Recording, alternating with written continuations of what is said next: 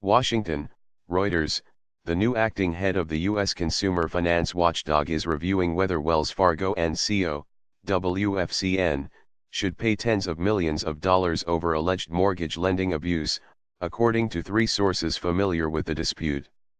The San Francisco-based bank said in October that it would refund home buyers who were wrongly charged fees to secure low mortgage rates, a black mark against a lender which has already been roiled by scandal over its treatment of customers. The Consumer Financial Protection Bureau, CFPB, had been investigating the mortgage issue since early this year, said one current and two former officials.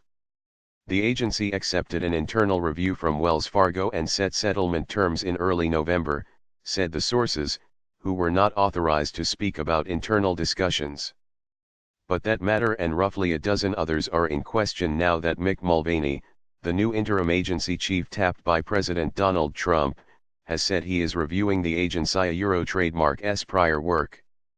Richard Cordray, the former CFPB director who initiated the Wells Fargo action, approved the terms of a possible settlement before stepping down, said the sources.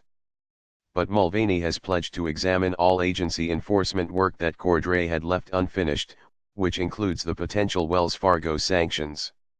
Wells Fargo has said the charges could have affected more than 100,000 borrowers.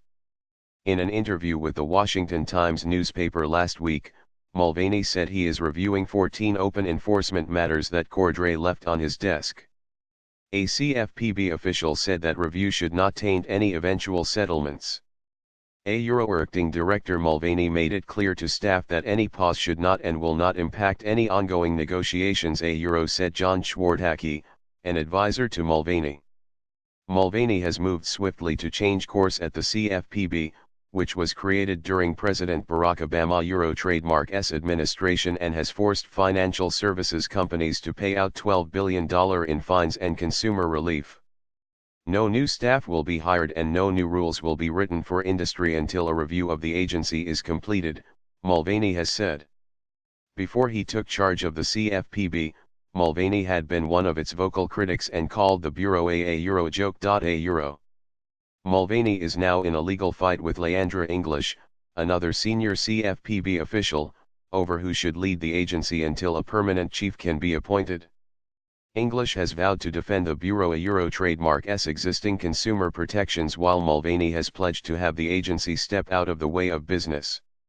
A federal court has so far endorsed Mulvaney trademark's position at the top of the Bureau, but English is continuing a legal fight.